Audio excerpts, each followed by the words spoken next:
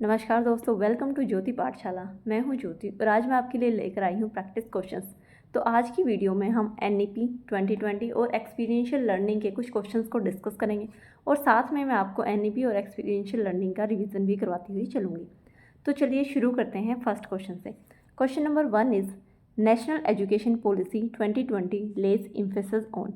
कि जो national education policy 2020 है वो किस चीज़ पे क्या करती है, जोर देती है। ऑप्शंस हैं, A is learning for exams, second is rote learning, third is practice and drill and fourth is conceptual understanding।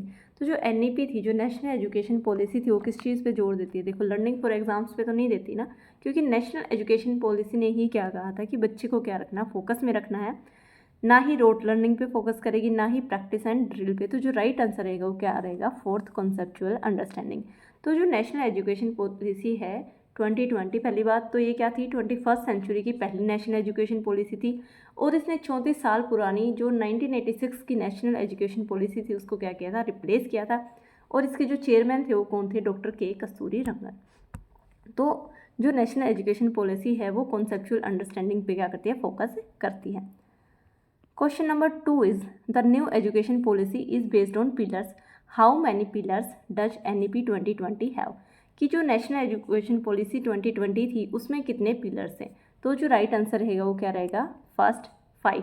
5 pillar कौन कौन से थे। सबसे पहले आता था एक्सेस, की जो पहुंच है वो हर बच्चे तक होनी चाहिए। उसके बाद था इक्विटी, किस पे फोकस करना था, इक्विटी पे फोकस करना था, समता पे फोकस करना था। थर्ड इज़ क्वालिटी, कि जो एजुकेशन है, जो लर्निंग है वो कैसी होनी चाहिए, क्वालिटेटिव होनी चाहिए नेचर में, कि लर्निंग प्रोसेस और जो टीचिंग प्रोसेस है वो कैसी हो कि बच्चे को क्वालिटी एजुकेशन मिले। फोर्थ था अफोर्डेबिलिटी, कि हर कोई क्या कर पाए, बच्चे को हर बच्चा चाहे वो किसी भी। फिफ्थ था अकाउंटेबिलिटी, की जो टीचर होंगे, जो एजुकेशन सिस्टम है, हर कोई क्या रहेगी, उनकी जवाबदेही रहेगी। तो जो 5 फाउंडेशनल पिलर थे कौन कौन से थे। फर्स्ट था एक्सेस, दूसरा था इक्विटी, तीसरा क्या था, क्वालिटी, फोर्थ क्या होता है, अफोर्डेबिलिटी, और फिफ्थ था अफोर्डेबिलिटी के बाद क्या आएगा, अकाउंटेबिलिटी। तो ये 5 क्या रहेंगे, पिलर से एनईपी 2020 के। क्लियर है। उसके बाद question number 3 is which of the following is not an initiative on NEP priorities. कि जो एनईपी 2020 थी उसकी प्रायोरिटीज़ में कौन सा क्या नहीं था। नोट पे फिर से मैं आपको बोल रही हूँ, आप हमेशा फोकस करके चलोगे। सबसे पहले है निपुण भारत, सेकेंड ऑप्शन इज़ विद्या प्रवेश, third is NITI Aayog and fourth is बाल वाटिका। तो मैंने एनईपी की क्लास ली थी, मैंने उसमें बताया था। सबसे पहले अगर हम निपुण भारत की बात करें तो जो निपुण भारत था वो कब लॉन्च हुआ था, 5 जुलाई 2021 को लॉन्च हुआ था। उसके अलावा जो निपुण भारत था किसके लिए था, फाउंडेशनल लिटरेसी एंड न्यूमरेसी के लिए था। कि जो एफएलएन है, कब तक, कक्षा 3 तक, क्लास 3 तक हर बच्चा 2026-27 की क्या थी, डेडलाइन थी, हर बच्चा क्या सीख पाए, फाउंडेशनल लिटरेसी और न्यूमरेसी स्किल उसमें क्या हो पाए, डेवलप हो पाए। तो जो निपुण भारत मिशन था किसके लिए लॉन्च किया गया था, एफएलएन के लिए लॉन्च किया गया था। कब लॉन्च किया गया था, 5 जुलाई 2021 को क्या हुआ था, ये लॉन्च हुआ था। उसके बाद विद्या प्रवेश की बात कर लेती हूँ। तो विद्या प्रवेश किसके लिए था, क्लास 1 के स्टूडेंट के लिए था, कि हर बच्चे को क्या किया जाना चाहिए, पढ़ाई के लिए प्रिपेयर किया जाना चाहिए। उसके बाद तो जो राइट आंसर रहेगा वो क्या रहेगा, थर्ड, नीति आयोग क्या नहीं था, इनिशिएटिव नहीं लिया था एनईपी की प्रायोरिटीज़ में। फोर्थ क्या था, बाल वाटिका। बाल वाटिका क्या करी गई थी, बनाई गई थी अर्ली चाइल्डहुड में, कि बच्चा क्या करता है शुरू में, कि बाल वाटिका में जाता है और आगे की पढ़ाई के लिए उसको क्या किया जाता है, तैयार किया जाता है। तो क्या पूछा गया था कि note an initiative on NEP priorities. तो जो राइट आंसर रहेगा वो क्या रहेगा, थर्ड, नीति आयोग। निपुण भारत 5 जुलाई 2021 को लॉन्च किया गया, किसके लिए लॉन्च किया गया था, एफएलएन के लिए किया गया था। उसके बाद अगर मैं विद्या प्रवेश की बात करूँ तो क्लास 1 के स्टूडेंट के लिए होता है और 3 महीने का क्या होता है, पीरियड होता है जिसमें बच्चा सीखता है। फोर्थ थी बाल वाटिका। Question number 5 is national education policy 2020 recommends. कि जो नेशनल एजुकेशन पॉलिसी 2020 है उसने, देखो जब भी लैंग्वेज की बात करते हैं तो जो एनईपी ने क्या किया था, 3 लैंग्वेज फॉर्मूला दिया था और साथ में मल्टीलिंगुअलिज्म को क्या किया था, फेवर करता है। एनईपी ने क्या कहा था कि जो स्टडी है वो किस में होनी चाहिए, मदर टंग में होनी चाहिए या फिर उस बच्चे की होम लैंग्वेज में करवाई जानी चाहिए। तो जो मीडियम ऑफ इंस्ट्रक्शन था वो क्या रहेगा, क्लास 5 तक, ग्रेड 5 तक क्या रहना चाहिए, और वैसे प्रेफरेबली ग्रेड 8 तक भी हो सकता है, और उसके बाद भी होम लैंग्वेज या मदर टंग रहना चाहिए था। तो जो NEP है वो किस पे फोकस करती है, मल्टीलिंगुअलिज्म पे फोकस करती है। और क्या दिया था, 3 लैंग्वेज का फॉर्मूला दिया था NEP ने। Next question is which of the following has not been promoted by national education policy 2020 in context of education of student with disabilities. कि नोट पे फिर से आपको फोकस करना है, क्या कहा गया है कि कौन सा क्या नियम, क्या NEP थी जो नेशनल एजुकेशन पॉलिसी थी 2020 ने, उसने जो स्टूडेंट हैं जो जिनको क्या होती है डिसेबिलिटीज़ होती हैं, उनकी एजुकेशन के कंटेक्स्ट में क्या नहीं किया था, क्या प्रमोट नहीं किया था। Option number A is appropriate infrastructure. देखो स्टूडेंट को क्या है, डिसेबिलिटी है, तो ऐसे डिसेबल बच्चों के लिए तो क्या होना चाहिए, जो इंफ्रास्ट्रक्चर होना चाहिए कैसा होना चाहिए, अप्रोप्रिएट होना चाहिए। तो ये तो क्या किया था, प्रमोट किया था, लेकिन हमसे पूछा गया क्वेश्चन में not been promoted.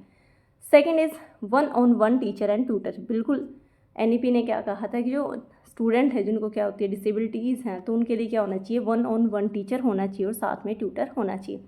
Third is compulsory special education, और यही क्या रहेगा, राइट आंसर रहेगा कि जो NEP है वो कंपल्सरी स्पेशल एजुकेशन पे फोकस नहीं करती, वो डिफ्रेंशिएट नहीं करती है बच्चों में। उसके लिए क्या है कि हर बच्चे को सेम ही पढ़ाई करवानी चाहिए। तो fourth is suitable technological interventions, तो ये भी बिल्कुल क्या था, प्रमोट किया था। हमसे पूछा गया क्वेश्चन में नॉट बीन प्रमोटेड, हमें बताना था कि नेशनल एजुकेशन पॉलिसी ने क्या प्रमोट नहीं किया था जिन एजुकेशन के कंटेक्स्ट में डिसेबल्ड स्टूडेंट्स के लिए। तो ऑप्शन वन क्या था, अप्रोप्रिएट इंफ्रास्ट्रक्चर। बिल्कुल जो NEP है वो क्या करती है, अप्रोप्रिएट इंफ्रास्ट्रक्चर को क्या करेगी, प्रमोट करती है, 1-on-1 टीचर एंड ट्यूटर को प्रमोट करेगी, और सूटेबल टेक्नोलॉजीज इंटरवेंशन को भी क्या करती है, प्रमोट करती है, लेकिन कंपल्सरी स्पेशल एजुकेशन को प्रमोट नहीं करती। तो और हमसे नोट पूछा गया था, तो थर्ड ऑप्शन क्या रहेगा, इस क्वेश्चन के लिए राइट आंसर रहेगा। Question number 7 is according to NEP 2020 what is the full form of ECCE। देखो ECCE के बारे में मैंने आपको बहुत सारा बताया था, क्या क्या बताया था। ECC क्या होता है, early childhood care and education. की जो NEP है वो किस चीज़ पे फोकस करती है कि बच्चे को क्या देनी है, अर्ली चाइल्डहुड केयर देनी है और एजुकेशन देनी है, और उसकी जो विकास है उस पर क्या किया गया है, फोकस किया गया है कि बच्चे का क्या हो, पूरा का पूरा विकास हो। और जो ECC का फ्रेमवर्क है वो कौन बनाता है, कौन ड्राफ्ट करता है, NCERT ड्राफ्ट करेगी। और ECC में क्या कहा गया था कि जो 3 से 6 साल तक का बच्चा उसके लिए क्या हो, access to free safe and high quality ECC at anganwadi, pre school या बाल वाटिका। यानी कि 3 से 6 साल तक के बच्चे के लिए फ्री सेफ और हाई क्वालिटी क्या होनी चाहिए, एजुकेशन होनी चाहिए, चाहे वो आंगनवाड़ी के थ्रू मिले या प्री स्कूल के या बाल वाटिका के थ्रू मिले। उसके अलावा जो ECC की अगर मैं बात करूँ, ECC की एम की बात करूँ, तो ECC की एम थी कि यूनिवर्सल एक्सेस मिलना चाहिए सारे के सारे बच्चों को। उसके अलावा जो ECC इंस्टीट्यूट्स होते हैं, आंगनवाड़ी हो गई, बाल वाटिकाज होंगे, उनको क्या करना था, एम्पावर करना था, और साथ में जो आंगनवाड़ी थी उनको क्या करना था, स्कूल कैंपस के साथ इंटीग्रेट करना था, ताकि एक रिच एजुकेशनल इन्वायरमेंट बन सके। क्या क्या था, यूनिवर्सल एक्सेस होना चाहिए, हर बच्चे को क्या मिले, स्कूल में जाने का, पढ़ाई का मौका मिले। उसके अलावा जो ECCE इंस्टीट्यूट्स हैं, आंगनवाड़ी होगी, बाल वाटिका होगा, प्री स्कूल है, उसको एम्पावर करना था। उसके अलावा जो आंगनवाड़ीज़ हैं उनको क्या करना था, स्कूल कैंपस के साथ इंटीग्रेट करना था। तो ECCE की फुल फॉर्म क्या होगी, early childhood care and education.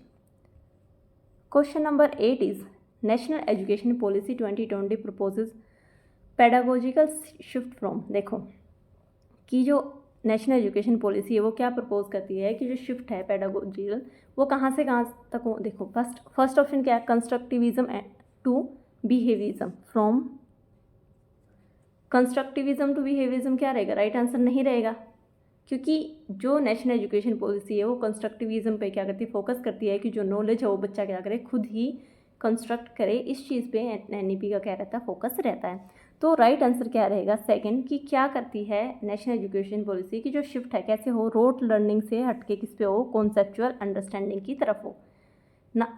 ठीक है, अगर मैं थर्ड ऑप्शन की बात करूँ तो इंक्वायरी बेस्ड लर्निंग से ड्रिल एंड प्रैक्टिस नहीं हो सकता। असेसमेंट फॉर लर्निंग क्या होता है, NEP क्या करती है, असेसमेंट फॉर लर्निंग पे क्या करती है, फोकस करती है कि जो असेसमेंट होने चाहिए वो थ्रू आउट द ईयर चलने चाहिए। तो ये भी क्या हो जाएगा, रॉन्ग आंसर हो जाएगा कि assessment for learning to assessment of learning नहीं है। असेसमेंट ऑफ लर्निंग से क्या था, असेसमेंट फॉर लर्निंग था। ऐसे ही ड्रिल एंड प्रैक्टिस से क्या था, इंक्वायरी बेस्ड लर्निंग था। और बिहेवियरिज्म टू क्या था, कंस्ट्रक्टिविज्म। तो जो राइट आंसर रहेगा वो क्या रहेगा, सेकेंड रहेगा कि रोट लर्निंग से किसकी तरफ जाना है, कंसेप्चुअल अंडरस्टैंडिंग की तरफ जाना है। Question number 9 is national education policy 2020 proposes. First option है reduction in content of school curriculum, second है increased flexibility of school curriculum, third is emphasis on rote learning and fourth is emphasis on critical thinking. तो आप मुझे बताओ कि जो देखो, जब भी आपको क्वेश्चंस को अटेम्प्ट करना है ना, खासकर अगर आपको एनईपी करना है, टीचिंग एप्टीट्यूड करना है या एक्सपीरियंशियल लर्निंग करना है, तो आपको बच्चे को ध्यान में रखना पड़ेगा कि जहाँ बच्चे का भला हो रहा होना, आपको उस अकॉर्डिंग बेसिक अपनी नॉलेज लगा के भी चीज़ों को देखना है। अगर आपको नहीं आ रहा है तो देखो, सबसे पहले क्या है कि reduction in content of school curriculum. बिल्कुल जो एनईपी है वो क्या कहती है कि जो स्कूल करिकुलम है उसमें क्या हो जाए, रिडक्शन हो, और जो स्कूल करिकुलम बने कैसा होना चाहिए, फ्लेक्सिबिलिटी उसमें बढ़े, वो फ्लेक्सिबल हो। तो फर्स्ट और सेकंड तो क्या रहेंगे, राइट रहेंगे कि reduction in content of school curriculum, और दूसरा क्या है, increased flexibility of school curriculum. Third option क्या है, एम्फेसिस ऑन रोट लर्निंग। तो रोट लर्निंग पे क्या नहीं करती, फोकस नहीं करती है। किस पे फोकस करती है, क्रिटिकल थिंकिंग पे, कॉन्सेप्चुअल अंडरस्टैंडिंग पे यानी भी फोकस करती है। तो फर्स्ट सेकंड फोर्थ क्या रहेगा, राइट रहेगा। तो करेक्ट आंसर आ जाएगा फर्स्ट, जिसमें क्या आंसर है, फर्स्ट सेकंड और फोर्थ। किस किस पे फोकस कर रही है, स्कूल करिकुलम क्या हो जाए, कम हो जाए, उसके अलावा जो स्कूल करिकुलम है उसमें क्या हो, फ्लेक्सिबिलिटी आए, और जो क्रिटिकल थिंकिंग है, आलोचनात्मक जो सोच होती है बच्चे की, उस पर क्या करती है, फोकस करती है, और रोट लर्निंग को बिल्कुल भी बढ़ावा नहीं देती है। रोट लर्निंग से किसकी तरफ जाना है, कंसेप्चुअल अंडरस्टैंडिंग की तरफ जाना है। Question number 10 is primary school class 5th first to 5th will consist of which of the following stages according to NEP 2020। सबसे पहले हम एनईपी 2020 की क्या बात कर लेते हैं, स्टेजेस की बात कर लेते हैं। तो क्या था, FPMS। जो पहली स्टेज होती है वो कौन सी होती है, फाउंडेशनल स्टेज होती है। और जो फाउंडेशनल स्टेज थी वो कितने साल की थी, 5 साल की होती है, जिसमें पहले 3 साल किसके थे, आंगनवाड़ी या प्री स्कूल के, और उसके बाद आ जाती है फर्स्ट सेकेंड क्लास। अगर मैं प्रिपेरेटरी स्टेज की बात करूँ तो क्या क्या थे, उसमें कौन सी आएगी, क्लास 3rd to 5th आ जाएगी। अगर मैं मिडिल स्टेज की बात करूँ तो क्लास 6th से 8th। और अगर मैं सेकेंडरी मीडियम की बात करूँ, सेकेंडरी स्टेज की बात करूँ, तो उसमें क्लास कौन सी आनी है, 9th to 12th। कौन कौन सी 4 स्टेजेस दी थी स्कूल एजुकेशन की, कौन कौन सी 4 स्टेजेस हैं। सबसे पहले होती है फाउंडेशनल स्टेज जो 5 साल की होती है, जिसमें पहले 3 साल किसके रहेंगे, ECCE के रहेंगे, early childhood and care and education के रहेंगे। उसके बाद अगले 2 साल किसके होते हैं, फर्स्ट और सेकेंड क्लास। उसके बाद आती है प्रीपेरेटरी स्टेज जो कि 3 साल की रहेगी, इसमें बच्चा क्लास 3rd to 5th को कवर करेगा। उसके बाद आती है मिडिल स्टेज, और मिडिल स्टेज पे एक और चीज़ क्या बताई थी मैंने आपको कि वोकेशनल एजुकेशन को क्या किया गया था, इंट्रोड्यूस किया गया था कि 6th क्लास में बच्चा के लिए क्या होगा, 10 दिन का क्या होता है, बैकलेस पीरियड होता है, जहाँ बच्चा जो भी वेकेशन वो होते हैं, कारपेंटर्स हो गया या गार्डनर हो गए, वहाँ जाके बच्चे क्या करते हैं, इंटर्नशिप करते हैं, उनसे काम सीखेंगे। फिर आती है सेकेंडरी स्टेज, कितने साल की होती है, 4 साल की। इसमें बच्चा कौन सी क्लास में आ जाएगा, 9th to 12th। अब हमसे पूछा गया है कि किस में आती है, प्रिपेरेटरी स्टेज में, sorry class 1st to 2nd किस में आती है, फाउंडेशनल स्टेज में। और जो क्लास 3rd, 4th, 5th है वो किस में आती है, प्रिपेरेटरी स्टेज में। तो इस तरीके से जो राइट आंसर रहेगा क्या रहेगा, A and C। तो 3rd क्या रहेगा, करेक्ट आंसर रहेगा। Question number 11 is according to NEP 2020 India will be promoted as a global study destination providing premium education at affordable cost, thereby helping to restore its role as. जो NEP 2020 है उसके according क्या है कि जो India है क्या कैसे प्रमोट किया जाएगा, as a global study destination providing premier education at affordable cost, thereby helping to restore its role as विश्व गुरु। कि इंडिया को क्या करना है, अपना रोल कैसे रिस्टोर करना है, विश्व गुरु का रोल जो क्या करना था, रिस्टोर करना है। Question number 12 is according to NEP 2020 the first vertical of higher education commission of India will be. क्या बताना है कि जो NEP 2020 है उसके अकॉर्डिंग जो higher education commission of India था उसका जो फर्स्ट वर्टिकल था वो क्या था। देखो, जो higher education commission of India था, इसने किसको रिप्लेस किया था? यूजीसी, एआईसीटी और एनसीटी को रिप्लेस करके क्या आया था? Higher education commission of India. अब इसके क्या थे? 4 इंडिपेंडेंट वर्टिकल थे। अगर मैं सबसे पहले की बात करूँ तो क्या था? NHERC। क्या है? NHERC। NHERC की फुल फॉर्म क्या रहेगी? National higher education regulating council for teacher education and higher education. क्या रहेगी? National higher education regulating council for teacher education and higher education. उसके बाद था NAC। नेक की फुल फॉर्म क्या रहेगी? National accreditation council. क्या रहेगी? National accreditation council for recognition the higher institute. Third आता है HEGC।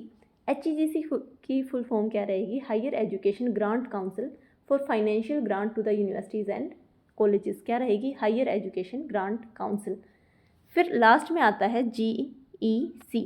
GEC की फुल फॉर्म होती है general education council for graduate attributes and general education. क्या रहेगी? सबसे पहले NHERC है और यही इस क्वेश्चन का क्या रहेगा? राइट आंसर रहेगा national higher education regulatory council या रेगुलेटिंग काउंसिल। उसके बाद दूसरा मैंने आपको बताया, दूसरा वर्टिकल क्या था? NAC, national accreditation council. तीसरा वर्टिकल क्या था? Higher education grant council. और फोर्थ जो वर्टिकल था वो क्या रहेगा? General education council. तो HECI के साथ साथ मैंने आपको 4 वर्टिकल्स भी बता दिए इस क्वेश्चन में, तो आपको ध्यान रखना है। Question number 13 is which of the following are recommended of national education policy 2020 की? इनमें से क्या है, कौन सी रिकमेंडेशंस है नेशनल एजुकेशन पॉलिसी 2020 की? सबसे पहले multi disciplinary and holistic education.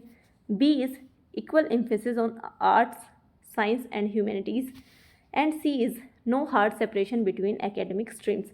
तो जो NEP है वो क्या करता है? तीनों ही चीज़ों पे फोकस करता है। वो मल्टी डिसिप्लिनरी पे भी फोकस करता है। और NEP के अकॉर्डिंग क्या होनी चाहिए थी? एजुकेशन कैसी हो? होलिस्टिक हो कि बच्चे का ओवरऑल विकास हो, उसकी कोग्नेटिव, मेंटल, सोशल, हर तरीके से बच्चे का क्या हो? विकास हो। दूसरा, हर किसी सब्जेक्ट पे क्या किया गया? इक्वली जोर दिया गया, चाहे वो साइंस हो, चाहे आर्ट हो, चाहे ह्यूमैनिटीज़ हो। और ऐसे ही कोई हार्ड सेपरेशन नहीं होना चाहिए एकेडमिक स्ट्रीम्स के बीच। इसलिए जो NEP है वो तीनों ही चीज़ों पे क्या कर रहा है? फोकस कर रहा है। तो जो राइट आंसर रहेगा क्या रहेगा? फोर्थ रहेगा, जिसमें क्या आ जाएगा? A, B and C। Question number 14 is as per NEP 2020 recommendations, each teacher will be expected to participate in continuous professional development activities हो। NEP 2020 की रिकमेंडेशन के अकॉर्डिंग हर जो टीचर होता है उसे क्या करना चाहिए? पार्टिसिपेट करना है कंटिन्यूस प्रोफेशनल डेवलपमेंट एक्टिविटीज़ में। तो हमें बताना है कि कितना करना है। तो राइट आंसर क्या रहेगा? First, at least 50 hours per every year, यानी कि 50 घंटे की एक साल में टीचर की क्या होगी? ट्रेनिंग होगी, जिसमें उसकी क्या की जाएगी? कंटिन्यूस प्रोफेशनल डेवलपमेंट की जाएगी। क्या है? हर टीचर को क्या करना है? एक साल के अंदर उसकी 50 घंटे की क्या होती है? ट्रेनिंग होती है। तो आपको ध्यान रखना है। Question number 15 is by dash year all higher education institutions shall aim to become multidisciplinary institutions and shall aim to have larger student enrollment as per NEP 2020 recommendation। कि किस साल तक क्या करना है कि सारे के सारे हायर एजुकेशन इंस्टीट्यूट को क्या बना देना है? मल्टी डिसिप्लिनरी इंस्टीट्यूट बना देना है। तो कब तक आएगा? थर्ड ऑप्शन क्या रहेगा? करेक्ट रहेगा कि 2040 तक क्या थी? एम थी कि क्या बना दिया जाए कि सारे के सारे जो हायर एजुकेशन इंस्टीट्यूट है उनको मल्टी डिसिप्लिनरी इंस्टीट्यूट बना दिया जाए। उसके अलावा हम और ईयर की बात कर लेते हैं जो इम्पोर्टेंट रहेंगे। सबसे पहले है 2025। देखो 2025 तक क्या एम थी? Universal FLN in primary school. क्या करना था? यूनिवर्सल FLN यानी कि फाउंडेशनल लिटरेसी एंड न्यूमरेसी को क्या कर लेना था? अटेन कर लेना था। कब तक? 2025 तक। 2025 तक एक और काम करना था। क्या था? एटलीस्ट 50% लर्नर को क्या मिले? वोकेशनल एक्सपोजर मिले। क्या मिले? कि जो स्कूल के बच्चे हैं या हायर एजुकेशन के हैं उन्हें क्या मिले? वोकेशनल एजुकेशन का एक्सपोजर मिले। कितनों को? एटलीस्ट 50% को मिला। और कब तक मिला था? ये भी 2025 तक। यानी कि 2025 तक क्या टारगेट था? एक तो यूनिवर्सल FLN और दूसरा 50% लर्नर को एटलीस्ट वोकेशनल एजुकेशन मिल पाए। फिर आता है 2030। अगर मैं 2030 की बात करूँ तो क्या एम थी? 100% GER gross enrolment ratio in pre school to secondary level by 2030। यानी कि 100% क्या हो जाए? बच्चे को ग्रोस इनरोलमेंट रेशियो हो 100% GER हो प्री स्कूल टू सेकेंडरी में कब तक था, 2030। उसके बाद आता है एक और क्या थी, 6%, अगर आपसे क्वेश्चन पूछ लिया जाए 6% पब्लिक इन्वेस्टमेंट थी इन एजुकेशन, क्या थी, 6% पब्लिक इन्वेस्टमेंट थी। उसके बाद आता है 2035। 2035 तक क्या एम था कि 50% gross enrolment ratio in higher education including vocational education. 50% क्या मिल जाना चाहिए, gross enrolment ratio in higher education में, और साथ में वोकेशनल एजुकेशन को भी उसमें इंक्लूड करना है। और फिर आता है 2040, जो कि हमारे क्वेश्चन के लिए राइट आंसर है। 2040 तक क्या था कि हर हायर एजुकेशन इंस्टीट्यूट है वो कैसा बन जाए, मल्टी डिसिप्लिनरी इंस्टीट्यूट बन जाए।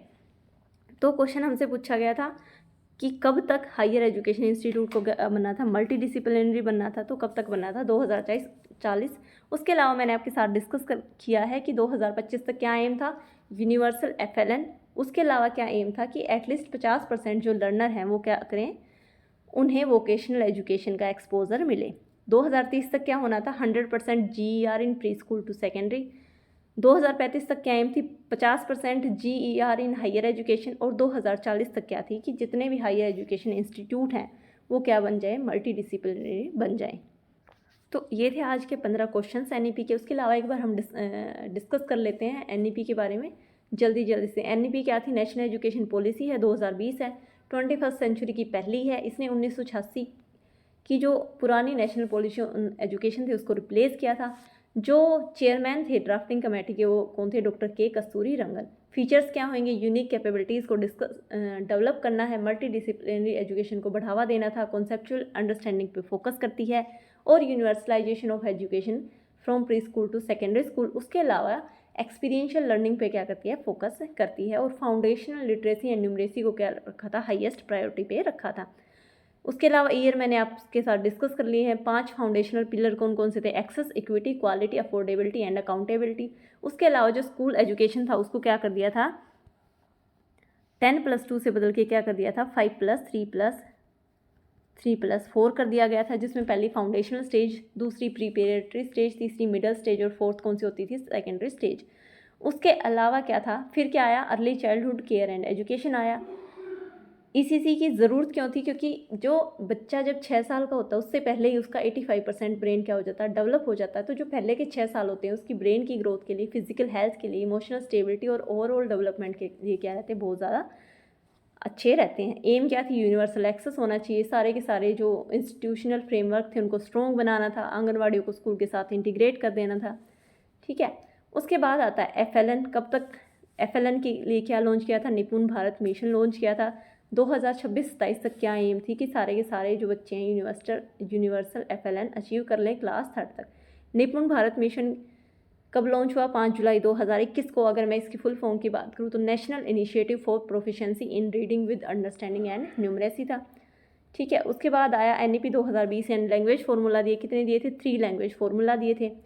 रिफॉर्म क्या किया था असेसमेंट में, कि असेसमेंट कैसे होंगे, रेगुलर होंगे, फॉर्मेटिंग होंगे, और कॉम्पिटेंसी बेस्ड होंगे।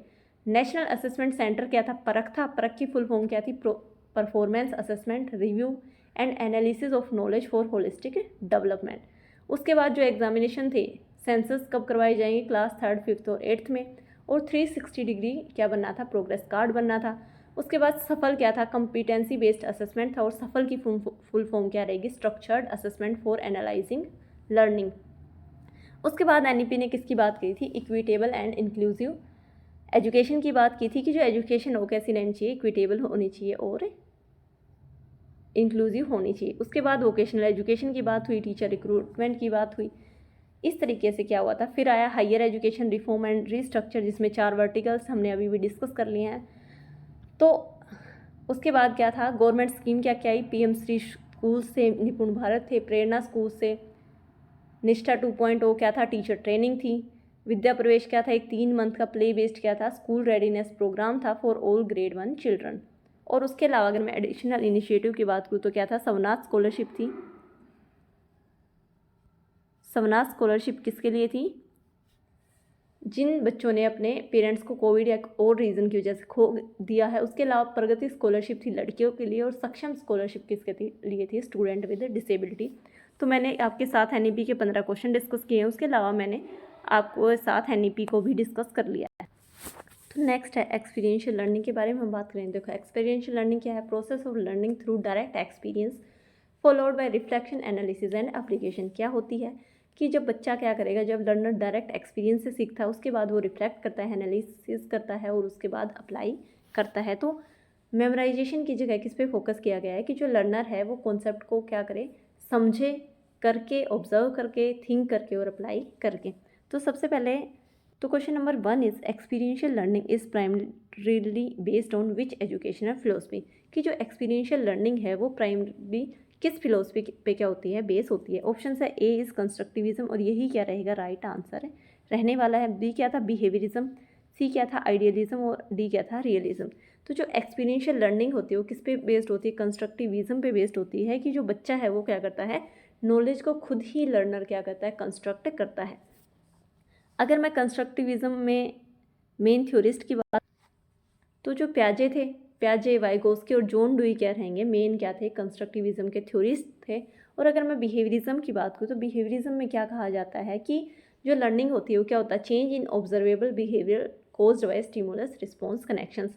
और जो मेन थ्योरिस्ट रहे थे वो कौन कौन थे, पावलोव था, थ्रोंडाइक था, स्किनर था और जेबी वॉटसन थे। और वॉटसन क्या थे, father of behaviourism.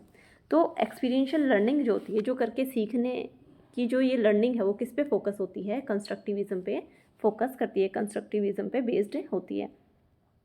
Question number 2 is according to NEP 2020 experiential learning include which of the following.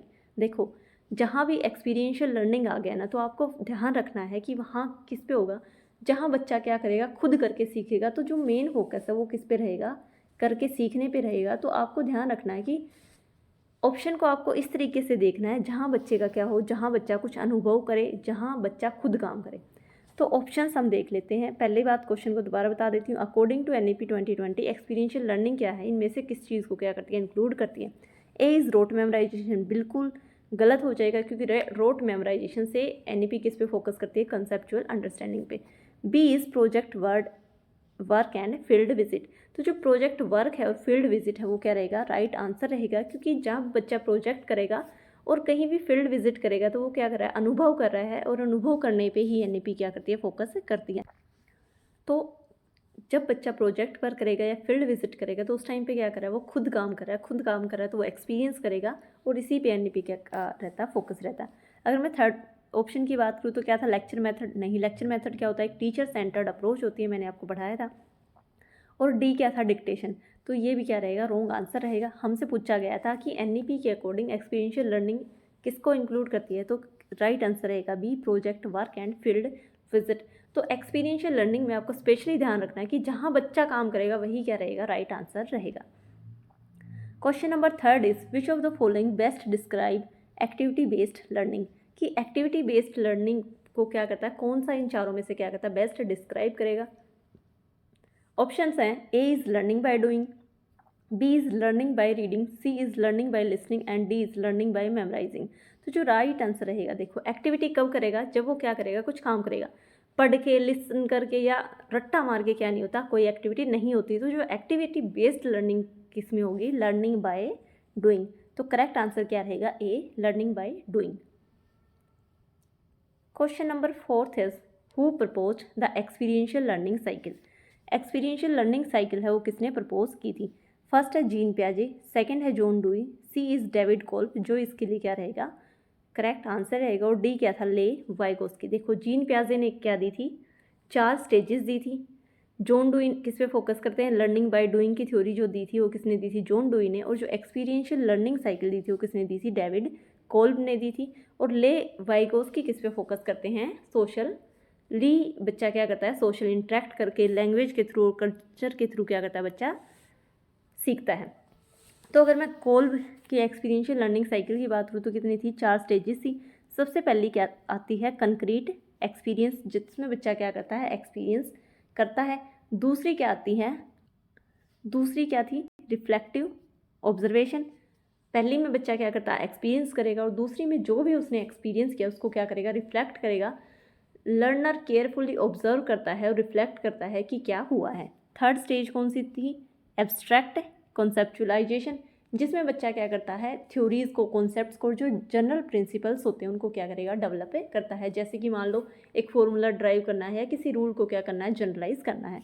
और जो फोर्थ स्टेज थी वो कौन सी हो जाती है, एक्टिव एक्सपेरिमेंटेशन की। एक्टिव एक्सपेरिमेंटेशन में क्या होता है कि जो भी उसने सीखा है उसको क्या करता है, न्यू सिचुएशन में अप्लाई करता है। तो जो 4 स्टेजेस थी एक्सपीरियंशियल लर्निंग की वो क्या कहती है, पहली थी कंक्रीट एक्सपीरियंस, जिसमें बच्चा क्या करेगा, एक्सपीरियंस करेगा, हैंड्स ऑन क्या करेगा, एक्सपीरियंस करेगा, यानी कि सीखता है बच्चा, कोई ना कोई एक्सपेरिमेंट करेगा, रोल प्ले करेगा या प्रोजेक्ट करेगा। उसके बाद आती है रिफ्लेक्टिव ऑब्जर्वेशन, जिसमें बच्चा क्या करता है, रिफ्लेक्ट करता है, यानी कि जो उसने किया उसके बारे में सोचता है। तीसरी आती थी एब्स्ट्रैक्ट कॉन्सेप्चुलाइजेशन, जिसमें सोच के बच्चा थ्योरीज, कॉन्सेप्ट और जनरल प्रिंसिपल्स को क्या करता है, डेवलप करता है। और फोर्थ थी एक्टिव एक्सपेरिमेंटेशन की, जो भी उसने सीखा उसको नई सिचुएशन में क्या करेगा, अप्लाई करेगा। तो एक्सपीरियंशियल लर्निंग साइकिल किसने दी थी, डेविड कोल्ब ने।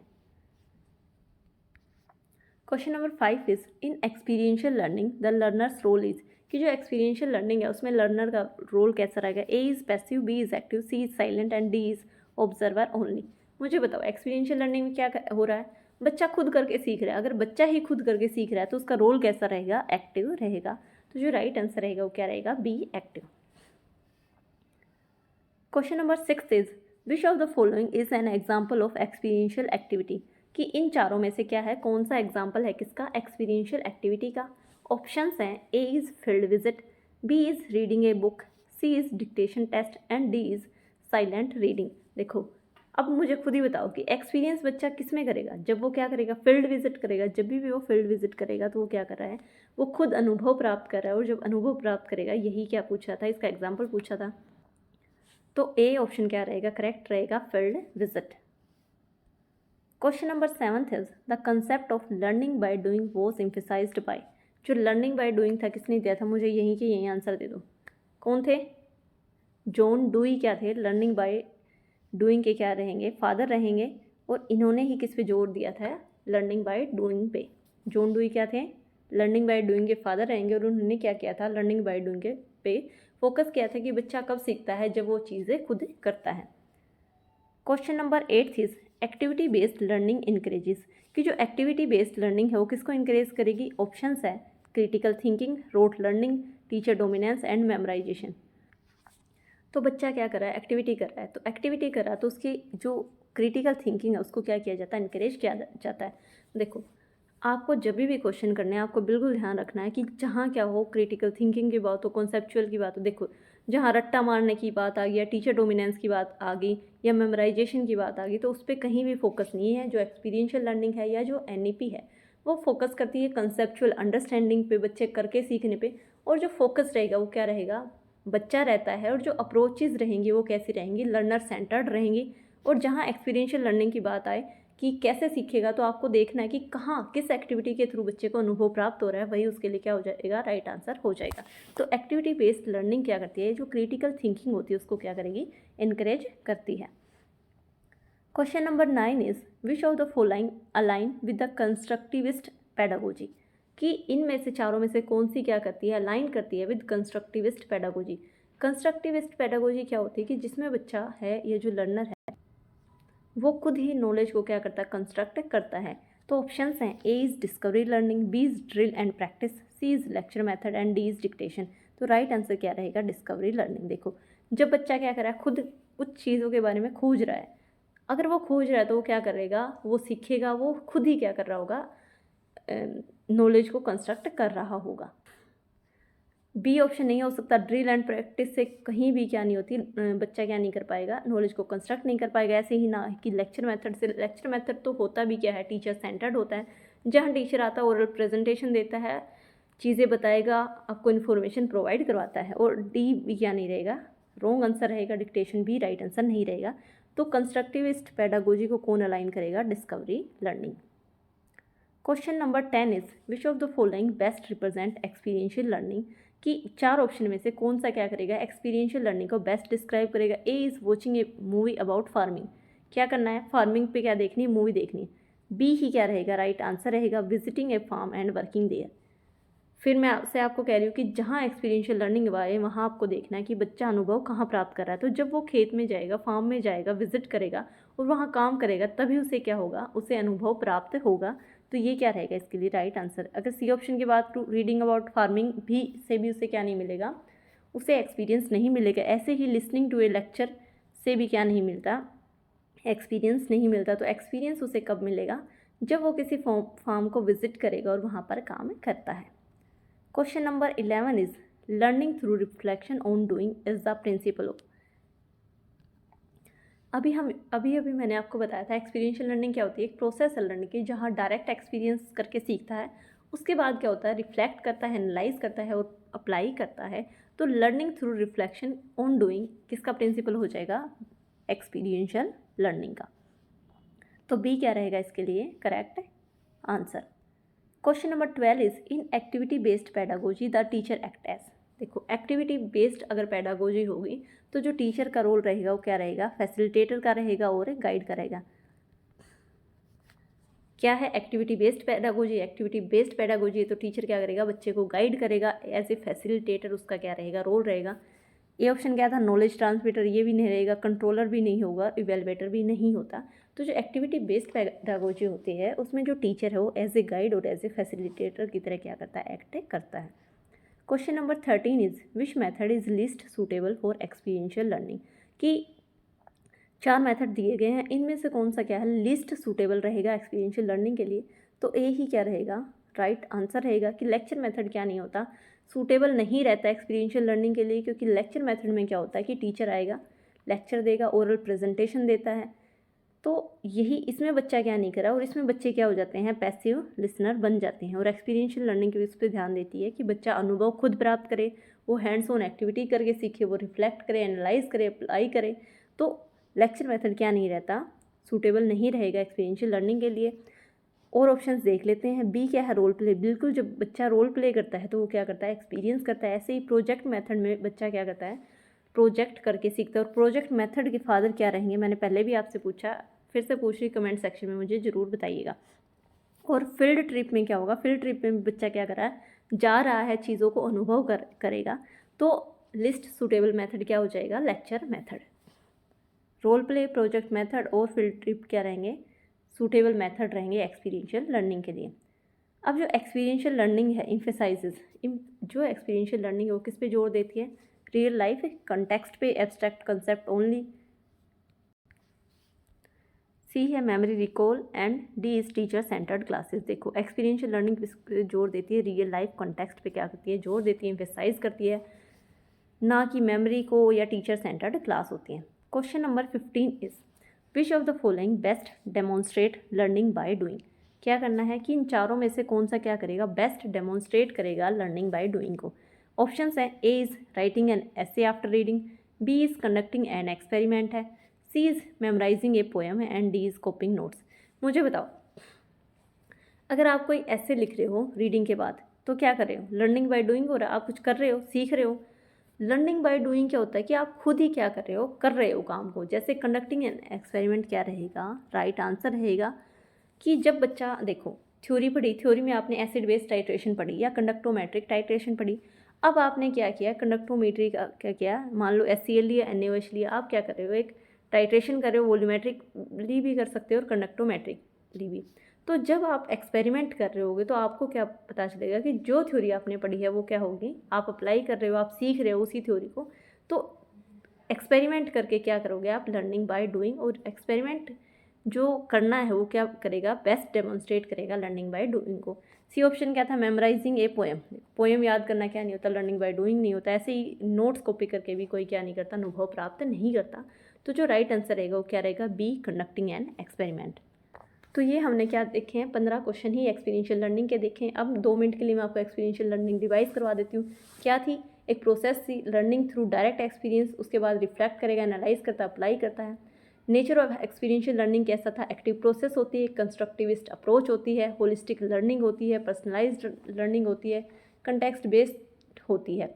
की कैरेक्टरिस्टिक्स क्या क्या थी, लर्नर सेंटर्ड होती है, फ्लेक्सिबल होएगी, ओपन होती है, प्रॉब्लम बेस्ड होती है, प्रोजेक्ट बेस्ड होएगी। उसके अलावा क्या करती है, थ्योरी को क्या करेगी, प्रैक्टिकल के साथ इंटीग्रेट करेगी। प्रिंसिपल्स क्या क्या क्या थे, एक्सपीरियंस क्या होता है, फाउंडेशन होता है लर्निंग का, रिफ्लेक्शन बहुत ज़्यादा ज़रूरी होता है, लर्निंग मीनिंगफुल होनी चाहिए और रिलेवेंट होनी चाहिए, टीचर का रोल कैसा रहेगा, फैसिलिटेटर का रहता है, लर्नर क्या करें, एंगेज रहने चाहिए सोशली। उसके बाद क्या आई थी, डेविड कोल्ब की एक्सपीरियंशियल लर्निंग थ्योरी आई थी, जिसमें हमने पहली स्टेज थी कंक्रीट एक्सपीरियंस, जिसमें एक्सपीरियंस करता है, दूसरी थी रिफ्लेक्टिव ऑब्जर्वेशन, जिसमें रिफ्लेक्ट करेगा, तीसरी आती है एब्स्ट्रैक्ट कंसेप्चुअलाइजेशन, जिसमें बच्चा थिंक करेगा, थ्योरीज कॉन्सेप्ट और प्रिंसिपल को डेवलप करता है, फोर्थ ही एक्टिव एक्सपेरिमेंटेशन, जिसमें अप्लाई करता है।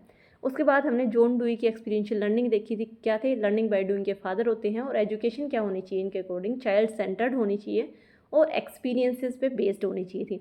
मेथड हमने देखे थे एक्सपीरियंशियल लर्निंग के लास्ट क्लास में, क्या क्या थे, लेबोरेटरी मेथड थे, फील्ड ट्रिप थे, सिमुलेशन एंड गेम्स थे, रोल प्ले एंड ड्रामेटाइजेशन थे, प्रोजेक्ट बेस्ड लर्निंग थी, केस स्टडीज़ थी, प्रॉब्लम सॉल्विंग मेथड हो सकते हैं, इंटर्नशिप हो सकती है, कम्युनिटी सर्विस हो सकती है, और रिफ्लेक्टिव जर्नल्स एंड लॉग्स, और लास्ट था हैंड्स ऑन एक्टिविटी करके बच्चा क्या करता है, सीखता है। उसके बाद एडवांटेजेस क्या क्या रहेंगे एक्सपीरियंशियल लर्निंग की, कि जो क्रिटिकल थिंकिंग है और जो क्रिएटिविटी है उसको डेवलप करेगा, कॉन्सेप्चुअल अंडरस्टैंडिंग को स्ट्रॉन्ग बनाता है, लॉन्ग टर्म मेमोरी को इन्हेंस करेगा, कम्युनिकेशन एंड टीम वर्क को क्या करता है, इंप्रूव करता है, सेल्फ कॉन्फिडेंस और इंडिपेंडेंस को क्या करता है, इंकरेज करता है, और प्रॉब्लम सॉल्विंग और डिसीजन मेकिंग स्किल्स को क्या करता है, बिल्ड करता है। अगर मैं रोल ऑफ टीचर की बात करूँ तो रोल ऑफ टीचर कैसा रहता है, फैसिलिटेटर का रहेगा, ठीक है, गाइड का रहेगा और मेंटर का रहता है। उसके अलावा जो मीनिंगफुल लर्निंग एक्सपीरियंसेस है उनको डिज़ाइन करेगा, एक स्पोर्टिव लर्निंग इन्वायरमेंट क्या करता है, बच्चे को प्रोवाइड करवाता है, डिस्कशन और रिफ्लेक्शन को टीचर क्या करता है, इनकरेज करता है, न्यू एक्सपीरियंस को या नई नॉलेज को क्या करता है, पुरानी नॉलेज से कनेक्ट करके पढ़ाएगा, और स्टूडेंट को एक्सप्लोर करने का, क्वेश्चन करने का और एक्सपेरिमेंट करने का क्या देता है, मौका देता है, उन्हें अलाउ करता है। उसके बाद हमने देखी थी important learning theories. Important learning theory में सबसे पहले क्या था, बिहेवियरिज्म था। बिहेवियरिज्म में क्या होता है कि लर्निंग क्या होता है, एक चेंज होता है ऑब्जर्वेबल बिहेवियर में स्टिमुलस और रिस्पॉन्स के कनेक्शन की वजह से। मेन थ्योरिस्ट कौन कौन से थे, पावलोव, थ्रोनडाइक, स्किनर और जेबी वॉटसन। वॉटसन क्या थे, father of behaviourism. Classical conditioning की थ्योरी किसने दी, पावलोव ने। ऑपरेंट कंडीशनिंग की थ्योरी किसने दी थी, बी.एफ. स्किनर ने। और ट्रायल एंड एरर थ्योरी किसने दी थी, एडवर्ड थ्रोनडाइक ने। और इन्होंने 3 लॉ दिए थे, रेडीनेस, एक्सरसाइज और लॉ ऑफ इफेक्ट। उसके बाद कोग्निटिविज्म की बात की थी, जिसमें जो मेन थ्योरिस्ट थे वो कौन रहेंगे, प्याजे और ब्रूनर रहेंगे। प्याजे ने क्या दी थी, कोग्निटिव डेवलपमेंट थ्योरी दी थी, जिसकी 4 स्टेजेस थी, और ब्रूनर ने क्या दी थी, डिस्कवरी लर्निंग दी थी। उसके बाद थी कंस्ट्रक्टिविज्म पढ़ी थी हमने, जिसमें प्याजे, वाइगोस्की और जॉन डुई रहने वाले हैं। प्याजे ने क्या कहा कि जो कॉन्सेप्ट हैं वो एक्सपीरियंसेस के थ्रू क्या होते हैं, बिल्ड होते हैं। फिर हमने वाइगोस्की की सोशल कंस्ट्रक्टिविज्म थ्योरी देखी थी। उसके बाद आती थी सोशल लर्निंग थ्योरी के बारे में मैंने आपको बताया था, अल्बर्ट बंडूरा रहेंगे। और लर्निंग कैसे होती है, ऑब्जर्वेशन, इमिटेशन एंड मॉडलिंग से। फिर एक्सपीरियंशियल लर्निंग किसने दी थी, डेविड कोल्ब ने दी थी। उसके बाद हमने ह्यूमनिस्टिक लर्निंग थ्योरी देखी थी, जिसमें हमने अब्राहम मास्लो और कोल रोजर्स की बात की थी। और इन्होंने कहा था कि जो एजुकेशन होती है वो पूरे के पूरे चाइल्ड पे फोकस करनी चाहिए, फीलिंग, नीड एंड एस्टीम पे। मास्लो की जो हायरार्की थी वो क्या थी, basic need, safety, love, esteem हो गया एंड सेल्फ एक्चुअलाइजेशन थी। उसके बाद रोजर की स्टूडेंट सेंटर लर्निंग क्या थी, कि टीचर फैसिलिटेटर की तरह क्या करेगा, एक्ट करता है। उसके बाद गेस्टेल्ट थ्योरी देखी थी, जिसमें कोलर, कोफ्का और वर्दमियर रहने वाले हैं। और लर्निंग किस पे बेस्ड थी, सीइंग द होल पैटर्न, और इसको क्या कहते थे, इनसाइट लर्निंग थ्योरी भी कहा जाता था।